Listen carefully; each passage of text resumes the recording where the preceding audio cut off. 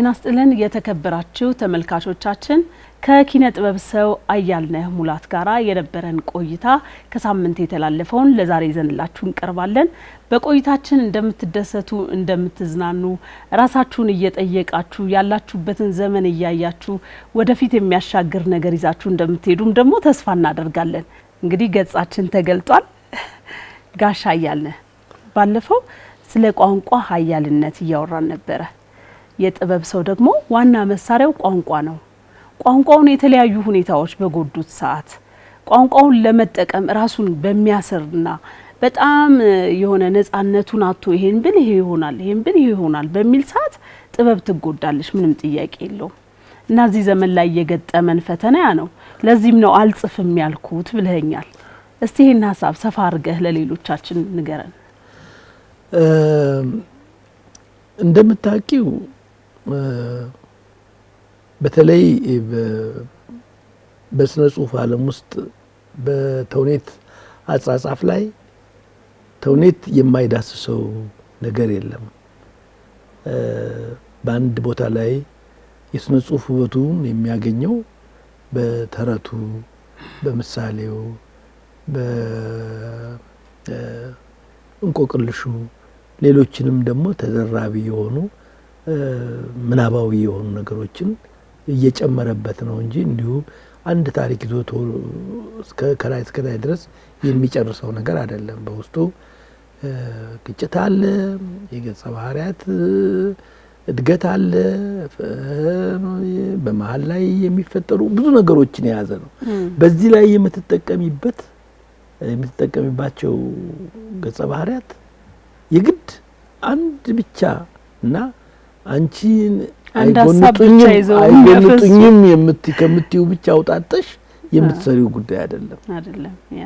ኢትዮጵያ የ85 ብሔር ብሔረሰቦች ሀገር ነች ተብላ ተወስኗላታል።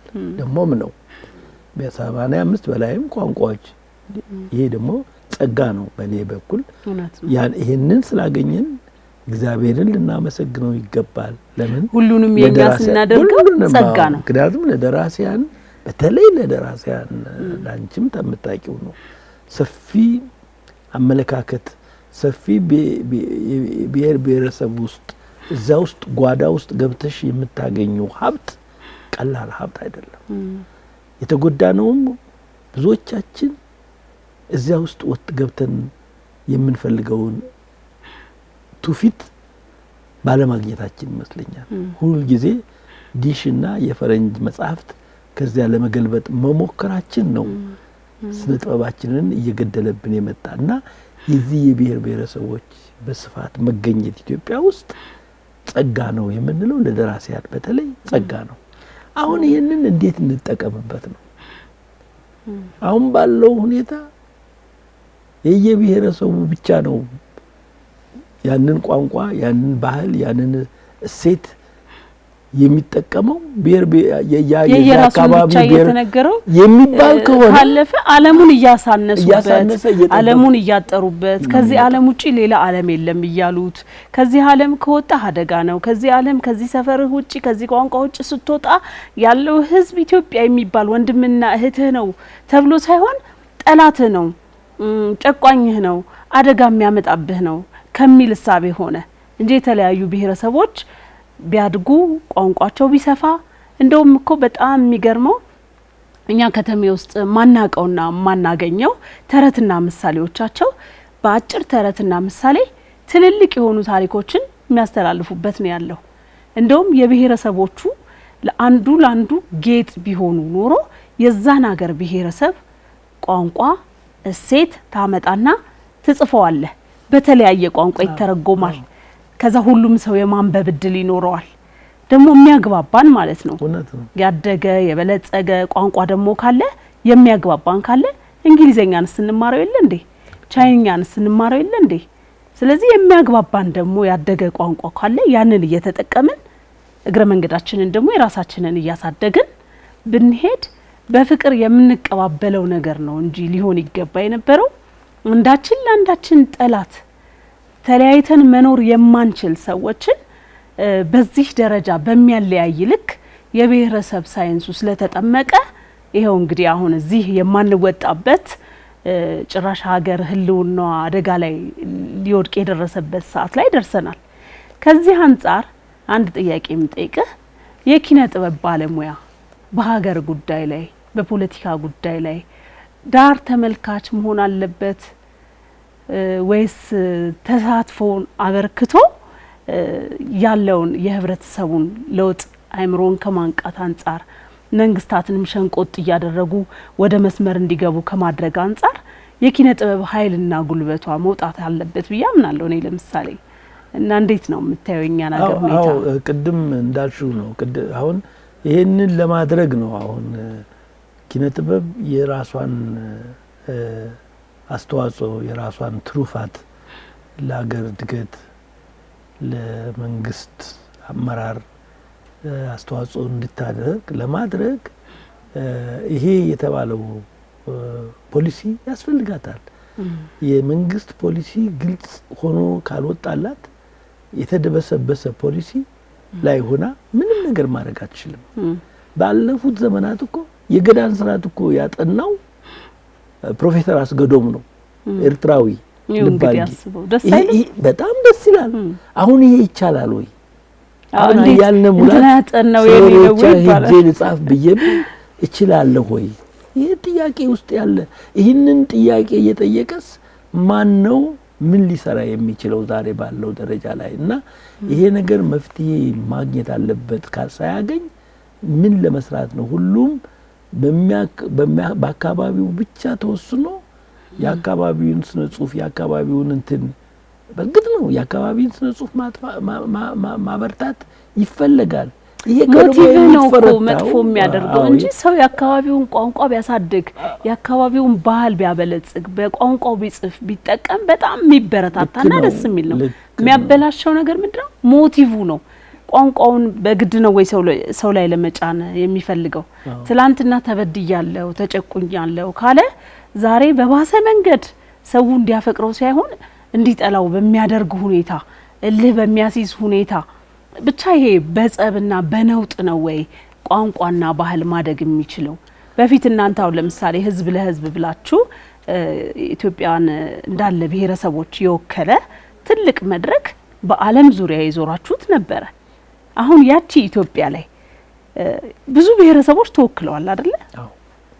ልክ አዲስ ነገር አይደለም። አሁን በዚህ በኢህአዴግ ዘመን ብቻ የመጣ ነገር አይደለም። ብሔረሰቦችን ማሳወቅ ቋንቋቸውን ማሳደግ በደርግም ጊዜ ብቻ አይደለም። በንጉሠ ነገሥቱም ዘመን ቢኖር እኔ አገውኛ ብሔራዊ ቲያትር የአገውኛ ሙዚቃ ሲሰማ ቃለሁኝ። አገውኛ እንግዲህ ዛን ጊዜ የት እንዳለ እንኳን የሚታወቅ አይደለም እና የብሔር ብሔረሰቦች ሙዚቃ መሰማት የጀመረው ትላንትናም አይደለም፣ በደርግም ጊዜ ብቻ አይደለም።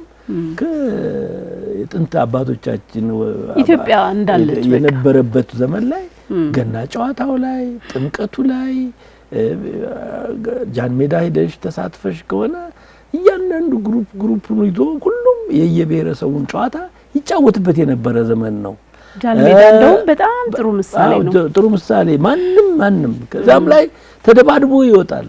ግን መልሶ የመዋሃድ እንጂ የሆነ ያኔ ማስፋት ነገር የለም ነበር። ምንም ነገር አልነበረም። እዛው ላይ አርቆ ነገሮች እዛው ላይ የሚያልቁበት ዘመን ነበረ እና የብሔር ብሔረሰቦች ጨዋታ ዘፈን ትላንትና ተጀመረ የሚለው እንኳን ሌላ በገጠር እንኳን ቤተክርስቲያን ብትሄጂ እዛ አካባቢ አገዎች ካሉ ያገው ጨዋታ ለብቻው የአማርኛ ጨዋታ ለብቻው አንዳንዴም ባንድ ላይ የሚጫወቱበት ጊዜ ነበረ እና ይሄ በተፈጥሮ የሚመጣ ጉዳይ ነው። ህዝብ ለህዝብ ከዚህ ነው የወጣው።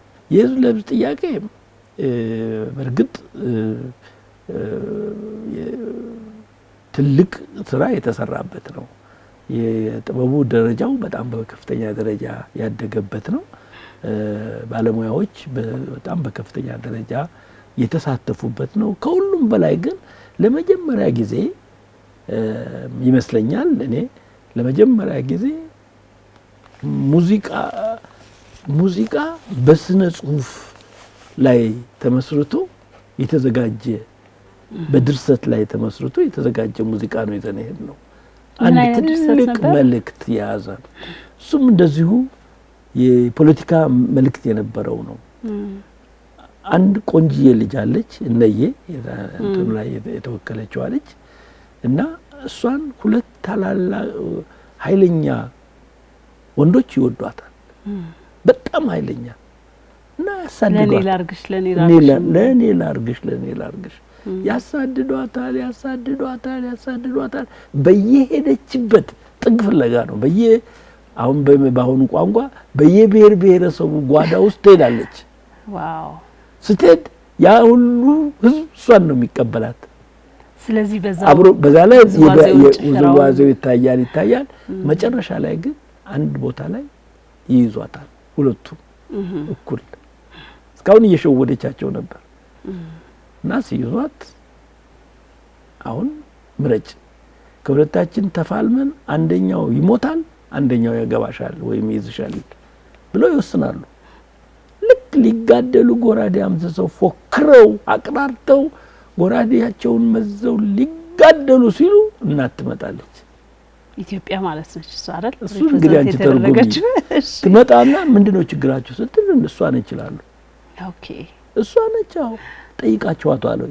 አልጠይቋትም። ፍቃዷ ሳይጠይቅ ፍቃዷ አልተጠየቀም። ቢጋደሉት እነሱ ናቸው። አሁን እንዳሁን እንደንትሉ ያው እንደዚህ ልክ እንዳሁን እንደሚባለው የህዝቡ ፍቃድ የለም፣ የህዝቡ ጥያቄ የለም። አሁን በህዝቡ ስም የሚናገሩ ናቸው እኮ ይችን ሀገር የሚበጠብጧት። እኔ ነኝ ሞክልህ እኔ ማቀልህ በኋላ በሉ ትላለች። በሉ ጠይቋት እንኪ ትላለች። የሁሉ በውዝዋዜ ነው የሚገለጸው። ውዝዋዜ አፍ አውጥቶ ነው የሚናገረው። በጣም ትዝ ይለኛል። ድርሰቱ ተጻፈላቸው እንጂ አንድ ቃል በውስጥ የሚወጣ ቃል የለም። እኔ የጻፍኩት ምንም ከሰማይም ከምድርም የሚነገር ቃል የለም እንዳለ ታሪኩ ይታያል። ቃሉን በእንትን ነው የተረጎመው፣ በሙዚቃና በውዝዋዜ ነው የተረገሙትና ምን ትላቸዋለች? እንዴት እሷ ብትገሉ የምትወደውን ሰው ብትገልበት ቢሞትስ ኖሮ የሷ ፍቃድ ተጠይቋል ሳይጠየቃለች። በሉ ትጠይቅ ተብላ ትጠይቃለች። አንዱ ጋይዳ ጥምጥም ትላለች። የምትወደው ጋር እሱኛው የወደደችው ግን የፖለቲካል ሪፕሬዘንት እዛ ውስጥ ምንም ነገር የለም። ብቻ ምን አይደለም። ያኛው ሄዶ ሚዜ ሆኖ ያጅብና በሰርግ ነው የሚያልቀው ሙዚቃ እንትኑ ቲያትሩ። ኦኬ ጋሻ ያልነህ ቆይ አንተ በዛ ሰዓት ላይ ኢሰፓ ነበርኩ በጣም። ኢሰፓ ምንድነው? ኢሰፓ ምን ማለት ነው እና ምንስ ነበረ ስራው? ያው አውቀዋለሁኝ ግን ፓርቲ ነው። ኢሰፓ ማለት የኢትዮጵያ ሰርቶ አደሮች ፓርቲ እና እኔ ኢሰፓ ነበርኩ።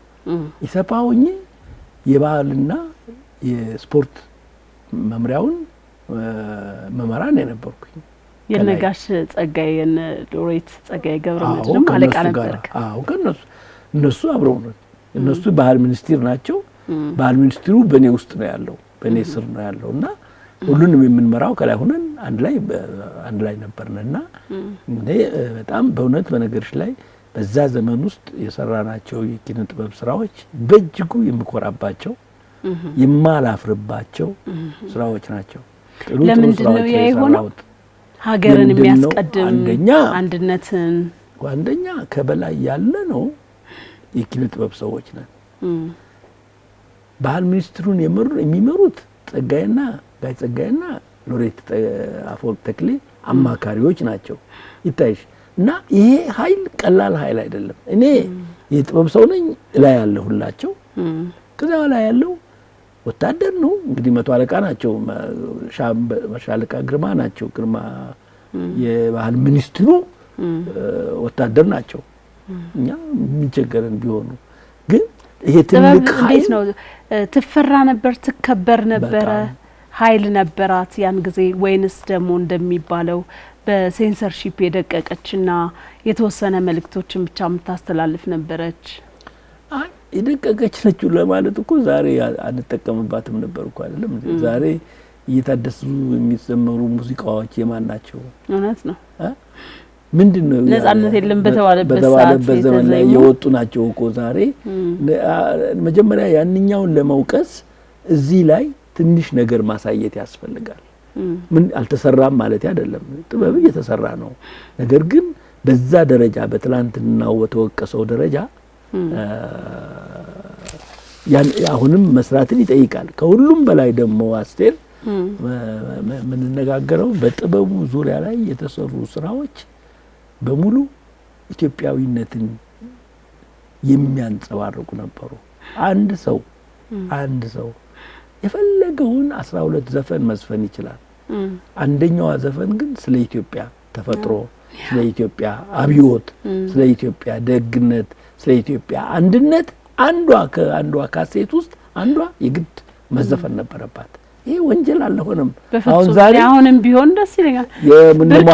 የነ መሐሙድ ሰላም ሁሉም ቢተባበር እነዚህ ሁሉ የወጡት እኮ በዛን ጊዜ እያስገደድን ነው። በዛን ጊዜ ይሄ ትልቅ ግዴታ መስሎ ነው ተገድጄ የዘመርኩት የማይል አልነበረም የዛን ጊዜ። እኛም በዛ በመጀመሪያ ደረጃ ትምህርት ቤት በምንማርበት ሰዓት እነዚህን ዘፈኖች እየሰማን ስላደገን ይሄ አሁን ምንጮህለት ኢትዮጵያዊነት ተጎዳ ሳሳብለን እንደዚህ ምን ሆነለት ያኔ እርሾ ስለነበረ ነው። አሁን ያለው ትውልድ ላይም ያለው ነገር ላይ አንፈርድም። የነበረው እርሾ ነው እንዲያረጋው። ሁለተኛው በርግጥ በደርግ ጊዜ ደርግ ኪነ ጥበብን አልተጠቀመም። በፍጹም በደንብ ነው የተጠቀመባት። ኦኬ ግን ሲጠቅም ግን እሷንም ደረጃዋን ጠብቆ ነው የተጠቀመባት። ለህዝብ እኮ በዛን ጊዜ ከሚሊዮኖች በላይ ብር ማውጣት ማይታመን እኮ ነው። እና ተጠቅሟል። በደንብ ነው የተጠቀመው። በኢምፔሪያሊዝም ጓዳ ውስጥ ኢምፔሪያሊዝም ይውደም እያለ ደም የሚያፈስ መንግስት አሜሪካን ውስጥ ኪነ ጥበቡ እንዴት ሆኖ ገባ? ይሄ እኮ ትልቅ ዋጋዋን ያቅ ነበረ።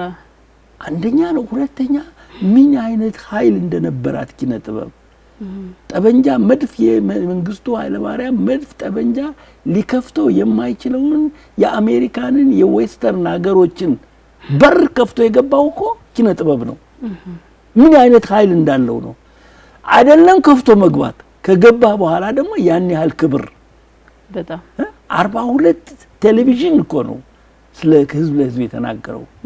ጥራዙን ብታይ ኔጋ በተጻፉትን ስለ ህዝብ ለህዝብ የውጭ ከሜክሲኮ ከምን ጀምሮ ኢሜጅ የሚቀየር አይነት በሙሉ ኢትዮጵያን ኢሜጅ ለወጠ።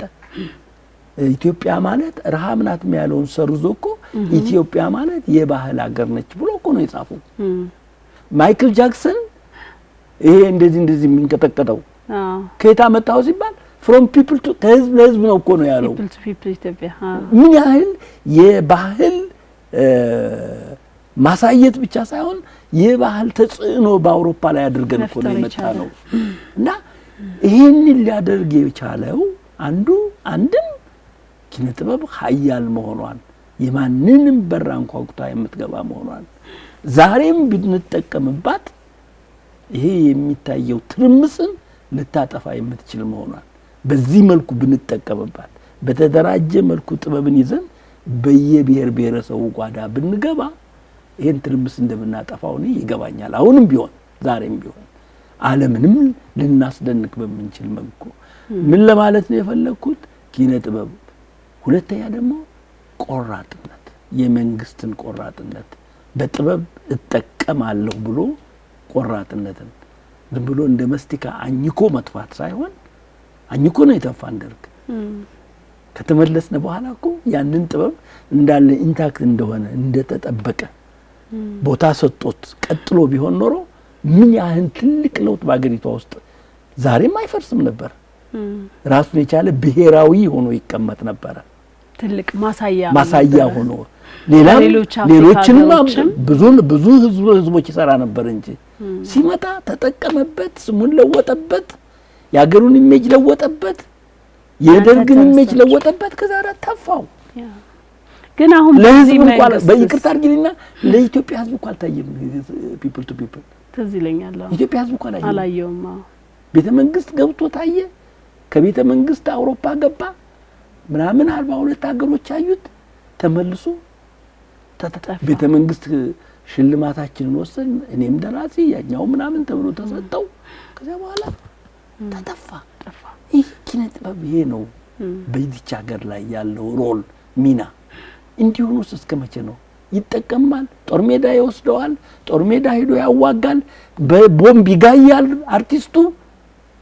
ሲመለስ ግን ጀግናው የገሌ ሰራዊት ይባላል እንጂ የኪነ ጥበብ ባለሙያ ሞተ ብሎ እንኳን አይነገርም።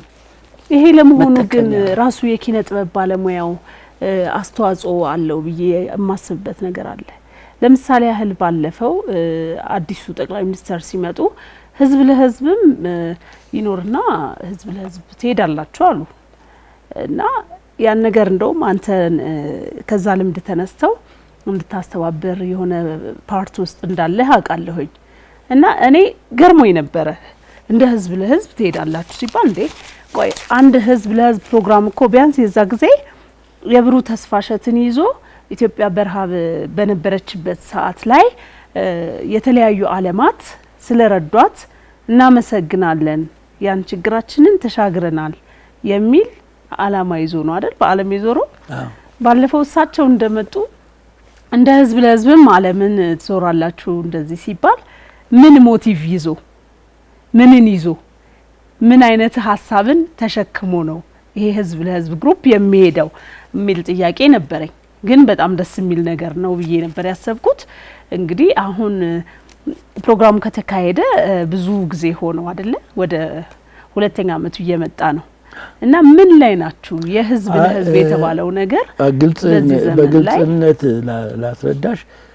እኔ ጠቅላይ ሚኒስትሩ አይደሉም እኔ ስለዚህ ምንም ማቀው ነገር የለኝም። እሳቸው ስብሰባ ላይ ያው በቴሌቪዥን ታይቷል። አልነበርኩም። ስብሰባ ላይ አልነበርኩም አንተ? እውነት አልነበርኩም። ግን የባህል ሚኒስትር ግን ትልቅ አላማ ይዞ እየተንቀሳቀሰ ነው ያለው። ተግባራዊ ገና ለማድረግ አንዳንድ ስራዎች እየተሰሩ ናቸው። ያ አይነት ከዛም በተሻለ መልኩ አንድ ነገር ይሰራል ብሎ ባህል ሚኒስትር ግልጽ አይደለም ግን አይደለ? እንደዚህ አካሄዱ እነማን ናቸው የሚሄዱት? ገና ነው። አይ ገና ነው። አሁን የወረቀት ስራው ነው እየተሰራ ያለ አስቴ የወረቀት ስራው ነው እየተሰራ ያለው። የባጀቱ ጉዳይ እየተሰራ ነው ያለው። ወደ ምርጫና ወደ ኪነ ጥበብ ባለሙያዎቹ ጉዳይ ወደ አዘጋጆቹ ወደ አሁን ለጊዜው በሙዚቃው በኩል ሙላቱ ከአብረን አለን እኔ ያለው ሙላቱ አለ እና የዩኒቨርሲቲ የተወሰኑ ምሁራን አድቫይዝ የሚያደርጉም አሉ። እሱ እየተሰራ ነው። ወረቀቱ አልቆ ከገባ በኋላ ምን ይሆናል የሚለው ገና ራሱን የቻለ ጥያቄ የሚያስጠይቅ ጉዳይ ነው። ይሄ ስራ የሚሰራው ግን በባህል ሚኒስቴር አነሳሽነት ነው። ይሄ ስራ በባህል ሚኒስቴር ነው የሚሰራው። ያኔ ሰርታችሁ ወደ ውጭ ነው የወጣችሁት። ያኔ ሰርታችሁ ስትመለሱ የኢትዮጵያ ህዝብ ያንን የማየት እንኳን እድል የለውም ነበር። ስለዚህ ነው አሁን ይሄ ህዝብ ለህዝብ የሚለው ሐሳብ በጣም ነው የወደድኩት። በዚህ ዘመን መሰራቱንም በጣም ነው የምደግፈው። እንደውም እንደ ሀገር ለማዳን ወደ ውጪ ከመውጣታችን በፊት በፍጥነት ተሰርቶ ይሄ ነገር ሁሉም ቦታ ላይ የሁሉም ቦታ ላይ ያሉ የኪነ ጥበብ ባለሙያዎች ተሳትፈውበት ሀገር ሊያድን የሚችል ጠንካራ የጥበብ ስራ ሊወጣበት የሚችል እንደሆነና መፍጠን እንዳለበት ነው የማስበው።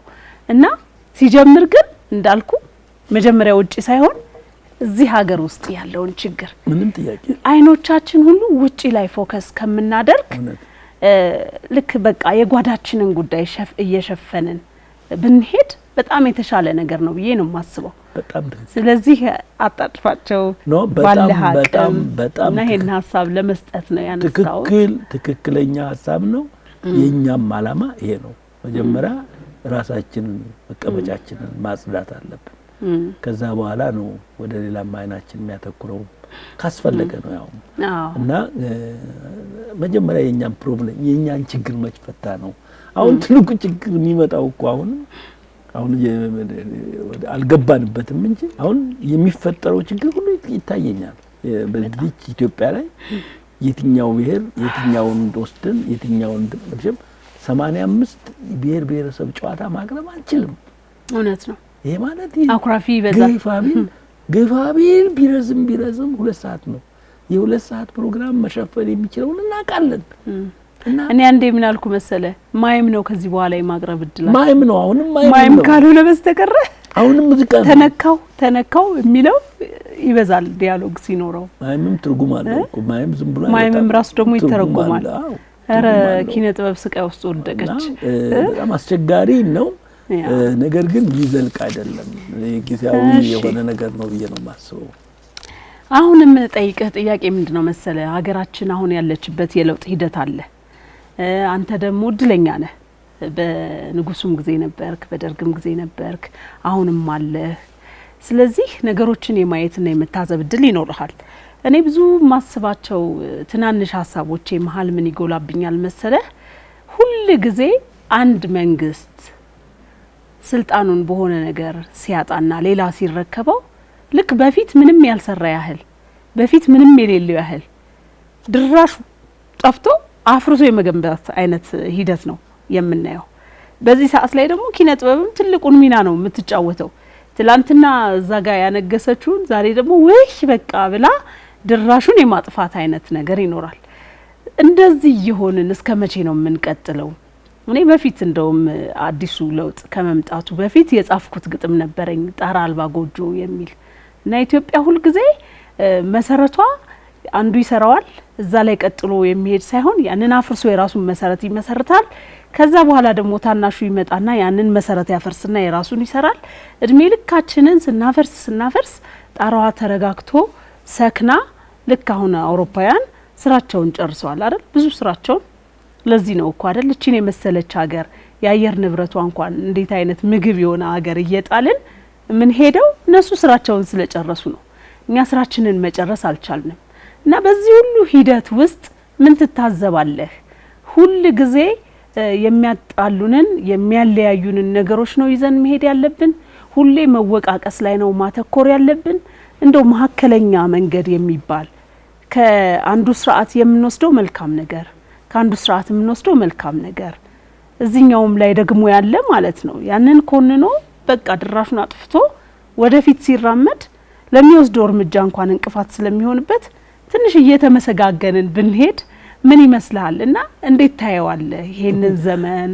ሰፊ ጥያቄ ነው እንግዲህ ሰፊ ነው። በሚገርምሽ ነገር ይሄንን ጥያቄ የጋሜ መቅረት የሚል በጋሜ መቅረት የሚል ተውኔት ነበረኝ።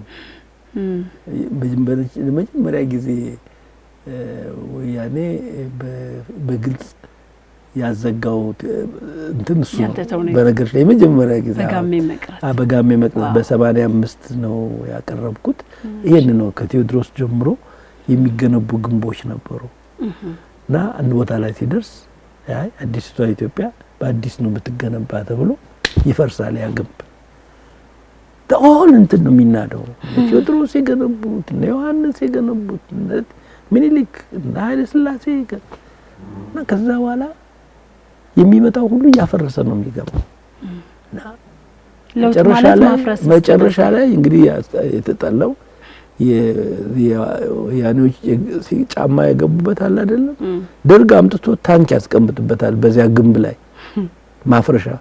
ይሄ ደግሞ ታንኩን ጥሎ ደግሞ አሁንም እንትን ያችን ጫማ ያስቀምጥባታል ያችን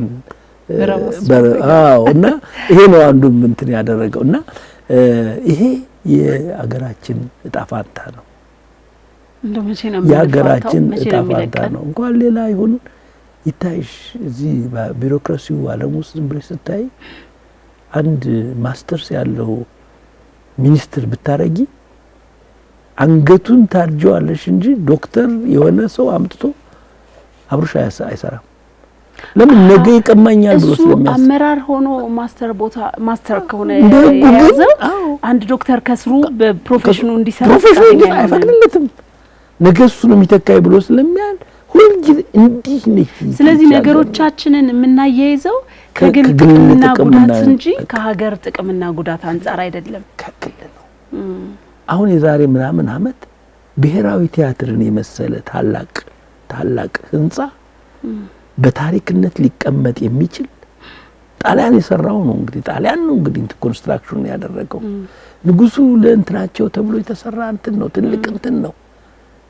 ቀዳማዊ ኃይለ ሥላሴ ይባል ነበር። መጡና ብሔራዊ ቲያትር አሉት። ስተት እሺ ይሁን ብሔራዊ ማለታቸው አብዮት ቲያትር ቤት አለ ማለታቸውም ጥሩ ነው። በዚህ ዘመን ቢመጣ ይጠፋለት ነበር አጠፉት። አሁን በዚህ ዘመን ወያኔ ሲመጣ የዛሬ ምናምን አመት ነው ከጀርባው ግድንግድ ህንጻ እንዲገነባ ያደርጋል። ኦኬ ቲያትር አይኖርም ከዚህ በኋላ ቢኖርም ምን አይነት ህንጻ ነው የሚኖረው? ያንን ህንጻ ወስዶ የሚሰራበት ቦታ ጠፍቶ ነው። ሌላ ብሔራዊ ቲያትር ቢከፍቱ ምንድነው? ገርጃ አያስፈልገውም ብሔራዊ ቲያትር? ቦሌ አያስፈልገውም ብሔራዊ ቲያትር? አዲሱ ማነው በሰበታ መንገድ ያለው ህንጻ ኮንዶሚኒየም ህንጻዎች በሙሉ እዛ ቲያትር ቤቶች ያስፈልገው ያሉት የነበሩትን እያፈረሱ ከመሄድ እንደ ታሪክ እየጠበቁ ሌላ በራሳቸው ዘመን ወያኔ በራሱ ዘመን ብሔራዊ ቲያትር ቢያቋቁም ታሪክ አይደለም እንዴ? ራሱ እንደ አክሱም ሐውልት ማለት እኮ ነው እዛ ላይ ቢሰራ ኖሮ እና እዛ ላይ የታሪክ ቅርስ ማፍረስ ዝም ብለው እኮ ብቻ በጋሜ የሚቀሩት እኮ ታሪኮች እየፈረሱ ነው። የታሪክ ቤቶች እየወደሙ ናቸው። እኔ ብዙ ነገር ነው አብሮ የሚፈርሰው። ራስ ቲያትርም ፈርሷል። አሁን ራስ ቲያትር ማለት ስንት ጊዜ ደግሞ አልተሰራም። ያሉት 4 ቲያትር ቤቶች ነበሩ። ራስ ቲያትር ማለት እኮ የሰራም መንግስት የለም። ራስ ኃይሉ የገነቡት እኮ ማለት ነው። ራስ ኃይሉ ታሪካዊ ሰው ናቸው። በዛን ጊዜ የነበረ አንድ ፊውዳል እንዴት አንድ ቲያትር ቤት ይሰራል ብለሽ ታስቢያለሽ? ምን አይነት ይሄ እኮ ራሱ አንድ ነው የቻለ ታሪክ እንደ ሰይጣን ቤት እኮ ነው። ነገ እኮ ሰይጣን ቤትንም ሊያፈርሱት ነው። አምፊ ቲያትር ለምሳሌ ያህል እንገርህ አምፊ ቲያትር ተሰራ። እኔ እንደውም ገና መጀመሪያ ወደ ቲያትር ስጀምር አምፊ ቲያትር ተሰርቶ እዛ ነበር የጀመርኩት እና በጣም ደስ ብሎኝ ነበር። አምፊ ቲያትር ፈረሰ። አያሳዝንም? ፎቅ ሊሰራበት ስለዚህ መጀመሪያም አብረው ነው አሁን ነው የሰሩት። እሱን አምፊ ቲያትርም ቢሆን እዛ ሰይጣን ቤት ጋር ምን ያርክ ይሄዳል? ስንት ቲያትር ቤቶች እኮ መሰረጫጨት አለባቸው እንደንትን እንጂ አንድ ቦታ ላይ ምክንያቱም ሰው ማታ ቲያትር አይቶ ቤቱ እንዲገባ የሚደረግበት አካባቢው ላይ ነው የሚሰራለት ቲያትር ቤት እንጂ አንድ ሜንዳ እንትን ላይ አምጥተሽ ሁሉንም አትከምሪያቸውም። ያኔ ያደረጉበት ምክንያት ከተማዋ ጠባብ ስለነበረች ነው። ምንም ችግር የለውም። ከከተሞች መስፋፋት ጋር ተያይዞ ቲያትር ቤቶች ያስፈልጉናል። ካልቸራል ሴንተሮች ይኖሩናል። ወጣቶች የሚያሳልፉበት ጊዜ ይኖራል። ባህላቸውን የሚለዋወጡበት ነገር ያገኛሉ። ያኔ ኮምፒቲሽኑ ይኖራል። ደግሞ ይሄ እንትኑም ይጠፋል። ደግሞ ሀገር ማለት አዲስ አበባ ብቻ ማለት ነች ወይ?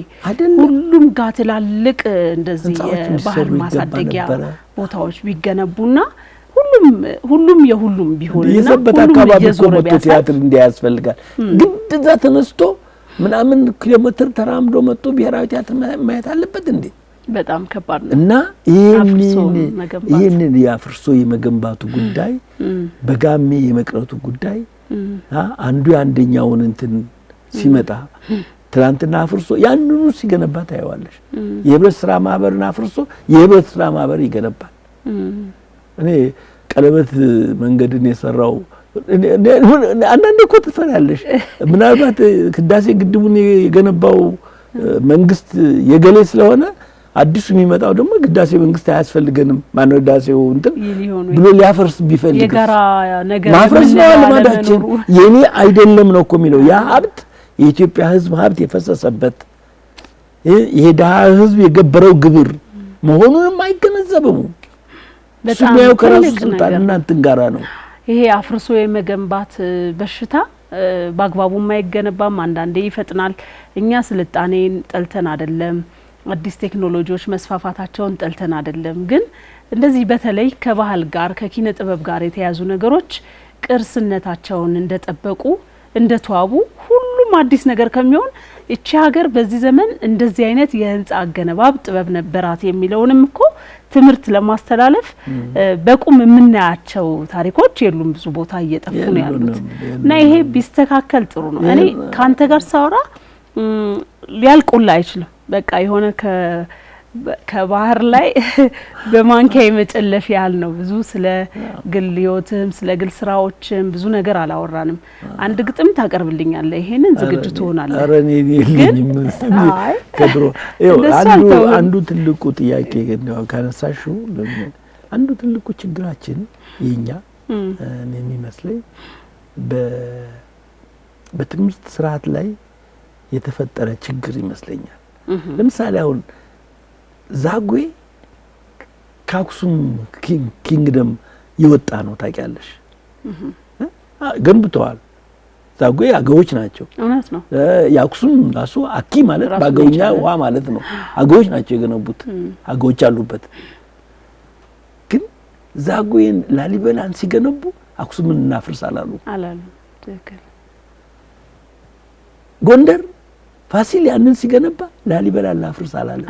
ከሱ በፊት የነበረውን እንደ ታሪክ ነው። እንደው ከዛ የሆነ ነገር ወስዶ ነው የድንጋይ ጠረባውን ያክሱምን እንዳለ ተሸጋግሮ መጥቶ ነው እዚህ ድረስ የሚደርሰው። አንኮበርን ሲገነቡ ደግሞ ምኒልክ የቴዎድሮስን እንትን ላፍርስ አላሉ። እንዲህ አይነት የተሳሰረ እድገት ነው ያለን። ምኑ ነው እንዲህ አበላሽን ያቆሸሸን ብዬ ሳስብ እኔ ያቆሸሸን ያለ ምንም መሰረት ያለ ምንም ጠንካራ መሰረት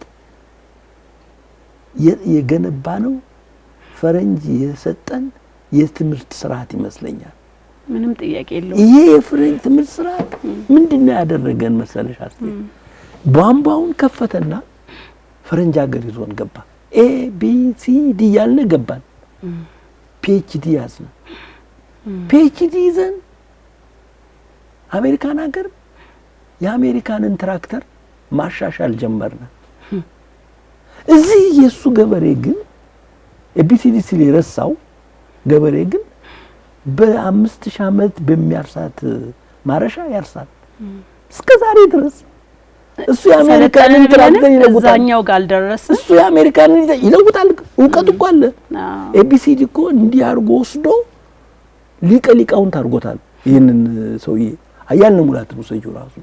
አያልነ ሙላት ኤቢሲዲ ብሎ ቆጥሮ ራሽያ ገባ።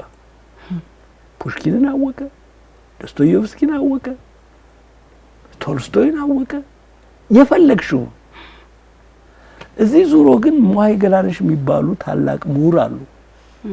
ዓለምን የሚያንቀጠቅጥ ቅኔ የሚቀኙ ሴት አይነ ስውር። ስለሳቸው 3 ደቂቃ መናገር አይችልም። አያልነ ሙላት እንዴት አድርገው እንዳወሩን ይውልሽ። በዚህ በኤቢሲዲ አወሩን፣ አደነዘዙን፣ ቧንቧዎች ያደረጉን። ቧንቧ ቧንቧ አይደለም ያ ቧንቧ የአሜሪካንን አምጥተን ኢትዮጵያ ምንደፋ የኛን ደግሞ ጥሩ ነገር ወስደን ለአሜሪካ ምናቀብሎች ቧንቧዎች ነን ተፈጠርን። የራሱ ምንም ነገር የሌለ የኛንማ ምን አደረግነ? ኋላ ቀር ነው ግዝ ኋላ ቀር አያሰለጥናችሁም። ወሰዱና ቤተክርስቲያን ክተቱት እና በድሞ እጠሩት አሉት። ወስደን አጠር ነው እኛን ቢሲዲ ያስተማሩ እነሱ በጎን ኮሌጅ ከፍተው ግዝ ይማራሉ። አሁን እንዳለ የግዝ ሊቅ ሆነዋል።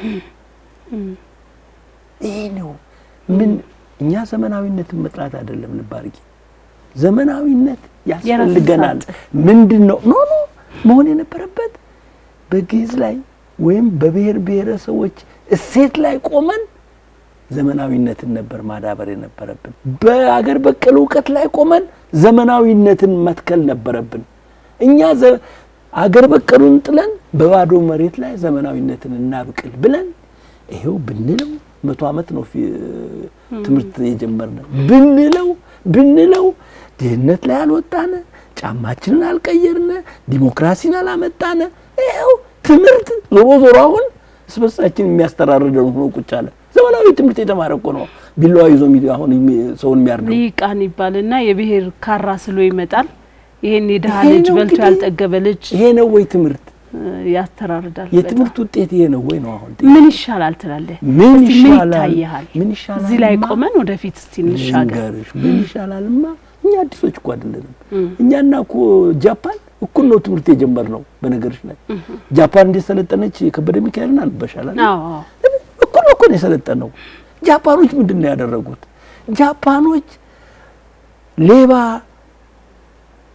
ያንግ የሆኑ ጮሌ የሆኑ ወጣቶችን አውሮፓ ሄዳችሁ ቴክኖሎጂ ስረቁ አሉና ላኳቸው። እውነቴን እኮ ነው። አንብዩ ያን መጽሐፍ። እሺ ወይም ደግሞ በተሐድሶ ከበረን የጓለን ደግሞ ታረቢያለሽ ሄዱ 10 አይመስልሽ እንደ ወይም ደግሞ 50 አይደለም እንደ ጃፓን እንደ ቻይና እንደ ተላክ ነው አይደለም 50 ሺህ ነው የላከው ጃፓን 50 ሺህ ቴክኖሎጂ ስረቁ ብሎ ላካቸው። ሊሰርቅ ሲሄድ ጃፓኖች ምን አደረጉ? እዚህ ላይ ባህላቸውን ገንብተው ቆዩ። በደም ደንበኛዋን የጃፓን ባህል እነዛን ላኩና በዚህ መሰረቱን ጣሉና ሲመጡ በሉዝ ላይ ያፈሱት አሉት። ያንን ዕውቀት ያንን የተሰረቀ ዕውቀት በአመቱ በሁለት አመቱ ቶዮታን ይዞ ብቅ አለ። ይኸውልሽ በጣም የሚገርም ነው። ጃፓን ብትጃውን ቤታቸው ምናቸው መሰረታቸው በፍጹም አልተናጋም። ዋና ማንነታቸው በፍጹም ማንም አይነቀንቃቸው። ስለዚህ እኛም ምንድነው ማድረግ ያለብን? እኛም ማድረግ የነበረብን ይሄን አሁን እንችላለን። እኔ እንጃ እስቲ በእግዚአብሔር የሆነ ነገር በል ማለት እርግጠኛ ነኝ። ይሄንን እንትኔ ወስኖታል አድርጎታል። ቅድም ደግሞ ያልከኝን ምን ልጻፍ እንዴት ልጻፍ ያልከው ነገር እሱ ነገር አሁን መሰበር አለበት። ምንም ነገር ጻፍ። ይሄን ልጨርስልሽ የተሰማህን። እሺ ይሄን ልጨርስልሽ። ይሄን ማድረግ የነበረብን እኔ አብይን አሁን የደገፍኩት ከመመጣበት አንዱ ነገር ይሄ ነገር ማድረግ የነበረብን ህንድ 400 አመት ነው እንግሊዝ የገዛት ትዝልሽ እንደሆነ 400 አመት ቋንቋዋን ለወጠ፣ ለአልባሷን፣ ምግቧን ሁሉንም ለወጠና አሜሪካ ማን ነው እንግሊዝ አደረጋት። ህንድ እንግሊዝ ነበረች። የደሃ እንግሊዝ የተጨቆነ የደሃ እንግሊዝ አደረጋት። አሽከር ወታደሯ ምንዋ አገልጋይዋ ይሄ በእንጨት ተሸክሞ መሄድ ህንድ ነበረ። ግን በእንግሊዝኛ ተናጋሪ ቱታ እንደኛ እንዳሁን እንዳንቺና እንደኔ ውራጅ የፈረንጅ ውራጅ ለባሽ ህንድ ነበረ። ይሄ ሰውዬ ከለንደን ዩኒቨርሲቲ ነው እንግዲህ ክራባቱን አድርጎ ቂን እያለ የመጣው ጋንዲ ባራሴ ሁሉም ሰው ሁሉ ይሄ ሆኖለታል። ምንም ልክ አገሩ እዛ እንደ የተማረበት ትምህርት ቤት የነበረው ከበለጠ ህንዶች እንግሊዝን ሆኖ ቆዩት። ያን ልብስ አወጣ፣ አቃጠለ በህዝብ ፊት። ከዚያ ያችን ጥብቋ መጣና ሽርጥ አደረገና የህንድ ህዝብ ሆይ ጥቁር ውሻ ውለድ ከዚህ በኋላ ይሄ የእንግሊዝን ምግብ ብትበላ የእንግሊዝን ልብስ ብትናገር ብትለብስ የእንግሊዝን ቋንቋ ብትናገር ጥቁር ውሻ ውለዳልና ተነሳ። ይሄን ሳደርግ አለ ፖሊስ ሲደበድብህ እንዳትመልስለት፣ ሲደበድብህ መርቀው። እየተደበደበ እየደማ አናቱ ሲገመስ ደሙን መጥረግ ብቻ ነው፣ መቃወም የለም። እንደዛ አድርጎ ህንድ ለወጣት። ከዛ በኋላ በአለም ላይ ባህሏን አክባሪ ቦሊውድን የመሰለ ተወዳዳሪ እንትን ፈጥረው ዓለምን የሚያስደንቅ ስራ እየሰሩ ናቸው። የህንድን ባህል ጠብቀው። እኛ ዛሬ ከህንድ ያነስን በነገርሽ ላይ ከማን ህፃናቶቻችን እኮ አስቴር ሂደሻ ህፃናት ሞያ ሂደሽ ታይተሻል? አዎ በብሔር ብሔረሰቦች ቋንቋ የተናገረ በአገር በቀል ቋንቋ ካወራ እንደዛ ይደበደባል። እንዲሁ ነው ያደገ ህፃን። ምን አይነት እንዴት አድርገሽ ነው ወደ ኢትዮጵያዊነት የምታመጪው? ቆይ እስቲ ምርጡ ለሱ ተብሎ የተወለደ ነው የልጅ። እኛ እኮ 34 ኪሎ ሜትር በእግራችን እንደኔ የተማርነ ሰዎች እኮ ነን። 34 እኔ ቁርስ የሚባል እንጂ ምሳ የሚባል በልቼ አላውቅም። እስከ 8ኛ ክፍል ድረስ ማንም ሰው ያውቀዋል። ከባድ ነው። እንዲያውነን ተምረን ግን አሜሪካን ሀገር 3 ወር ቆይ ብትኝ እኔ አንገቴን ብታርጀዋለሽ እንዴ አልቆይም።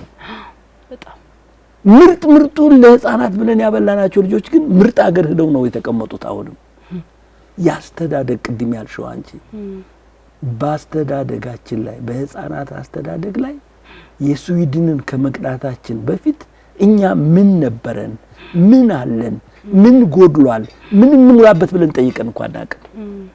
ስዊድን እንዲህ ያሳደገ ስዊድን ህፃናት ነፃነት አለው። የውጪ ሀገር ሞዴሎቻችን የውጪ ሀገር። ስለዚህ ማደግና ትልቅ መሰልጠን ስለሚመስላችሁ ጥሩ ነው ማለት ያንን ነው እየቀዱ ወደዛም ሄዱ። ያንን ነው የምንሄደው። እኔ ጥሩ ነው ማለት ይመስለኛል ነው ያስተማርኩት የተማርኩት ቅጥቅጣ ይጄ ቅጥቅጣ ማለት እንጨቶች ተሰንጥቀው በኖራ ይሸበለላሉ እና ያን ታቃጥያለሽ። መብራት አልነበረም፣ ኩራዝም አልነበረም በኔ ዘመን እና እንዲህ አድርጌሽ ይዘሽ እንዲህ ብታጋዲው ያ ሞራ እጅሽ ላይ ይለጠፍና ያቃጥልሻል። ስለዚህ ቀጥ አድርገሽ እንዲህ አይነሽ ቆመሽ አይኑን ያባባንና የእናቴን አይን እያየሁ ሲጎርሱ እየጎበጀው ከዛ ደግሞ ወሬያቸውን ደግሞ እየሰማሁ ምን ስለ ጣሊያን ጦርነት ያወራሉ ስለምን እንዲህ ሆነን ያደግነው መጨረሻ ላይ ጉርሻ ሲሰጡን ነው ምን ቀመጠው። እንዲህ ሆነን አደግን። ጥሩ ነው ማለት አይደለም፣ ግን ከዚህ ላይ ተነስተን ምኑ ነው ከዚህ ምን ወስደው ወሬያቸውን እኔና አባቴ ግንኙነት መፍጠራችንን ይሄንን ወስደን የቀረው ደግሞ ኋላ ቀር የሆነውን እናሻሽለው።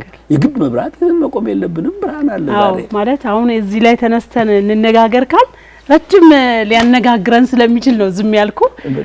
ግን በወቅቱ በዘመኑ በሰዓቱ ያን ነገር ትክክል ነው ብላችሁ ስለተቀበላችሁት ትክክል ነበረ። ታላቅ ታናሽ ታላቁን ማክበር፣ ቤተሰብን ማክበር፣ የወላጆችን ትውፊት ከመቀበል ታሪክን ከማሻገር አንፃር ጠቃሚ ነገሮች አሉት። ጎጂም ነገሮች ነበሩት። ግን በዘመን ሂደት እያስተካከልን ከዛሬ ተነስተንም ቢሆን ነጋችንን አዲስ ማድረግ እንችላለን። አላለቀም። ስለዚህ ሁሉም በየተሰማራበት የሙያ ዘርፍ የራሱን አስተዋጽኦ ማበርከት አለበት። አንተም ማቆም የለብህም፣ መጻፍ አለብህ እና ዛሬ ውይይታችንን ባበቃ በዚህ እንቋጨው። ሌላ ቀን እንደገና እንግዳይ እንደምትሆን ተስፋ አደርጋለሁ። እኔም ተስፋ አለኝ። አልጨረስንም። እሺ አልጨረስንም፣ ምንም አላለቀም። እሺ ጋሻ ያልነ አንድ የግጥም ስራህን መቼም ተመልካቾቻችን ይጠብቃሉ። እንደው ገጣሚ መሆኔን ለማስረዳት ካልሆነ በቀር እኔ እንደውም በቀን ነው ግጥም የምጽፈው። እጽፋለሁ፣ ግን አሁን በቃሌ ያዝኳቸው ግጥሞች የሉኝም። የዛሬ በ1963 ዓመተ ምህረት በጃንሆይ ዘመነ መንግስት ማለት ነው የጻፍኳት ግጥም በደርግ ዘመን ላይ ታስሬ ከወጣው በኋላ ደርግ አስሮኝ ነበርና ታስሬ ከወጣው በኋላ ብሔራዊ ቲያትር ከጋሽ ጸጋዬ ጋር አነብ ተብዬ በቃሌ አንድ ግጥም አነበብኩ። እቺኖች በቃሌ የማውቃት ግጥም እሷን ብቻ ነው ማለት ግን ተረት ነች። ትሁን እስቲ ንገረኝ። ታሪኳም እንትሯ አርሷ ላት ያየ ቀበሮ ይላል። እሺ ተረት የድሮ እንትን ኦኬ። አንድ ቀን ቀበሮ በጧት ተነስቶ የሚበላ ነገር ሲፈልግ አንቃቅቶ አንድ የበግረኛ ከንተሯ ገንድሮ ከሩቅ ሲመጣየ በጎቹን አስግሮ በጎቹ ሲቀርቡት ቢያፈጥ አስተውሎ ያንዱን በግ ላታየ ከታች ተንጠልጥሎ ቀበሮው ቆመጀ ዘሎ አንቆ ሊበላ ግን ፈራረኛውን የያዘውን ዱላ አናቴ ወገቤ በቆመጥ ከሚደቅ ላቱ እስከሚበጠስ ይሻላል መጠበቅ በማለት ቀበሮ ሐሳቡን ወስኖ በግ ይከተል ገባ በግ ጠባቂ ሆኖ ከጧት ጀምሮ ምንም ባፉ አልሻረ ላቱም አልወደቀ እሱም ለእንዲያው ዞረ ያመነፍ ቀበሮ ተኛ ድንጋይ ውጦ ነገ ላት ሊበላ ሲወድቅ ተቆርጦ ባላህያ ጋማ ባለጅባ ሞት ተቆርጦ እስኪወድቅ ይጠብቃላት ይላል። ዋው በጣም የሚገርም ነው። ጋሻ ያለ ስለነበረን ቆይታ በጣም ነው ማመሰግነው። እጅ ነስቻለሁ። እኔም አመሰግናለሁ። በጣም አመሰግናለሁ። እንግዲህ ተመልካቾቻችን ዛሬ ከዚህ ባህር ከሆነ ጥልቅ ከሆነ ታላቅ የኪነ ጥበብ ሰው ጋራ የነበረን ቆይታ ይሄንን ይመስላል። ሳምንት በሌላ ፕሮግራም እስከምንገናኝ ድረስ ሰላም ቆዩን።